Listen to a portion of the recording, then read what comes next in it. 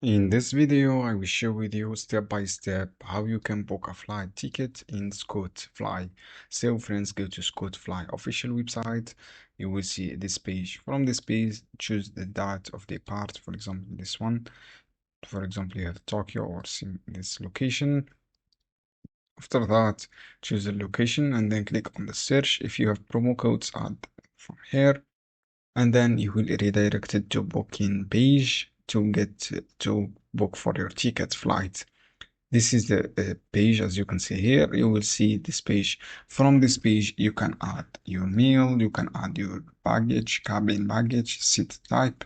You can set your type from here, and then you can change your currency on the top right corner, as you can see here. And then you can add your all details. You have Wi-Fi, and then you can add a baggage, seat selection, meal selection.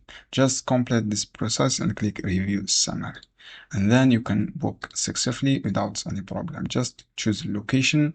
From the location you can add all details, as you can see. I hope this guide helpful for your friends. Don't forget to give like and share this video.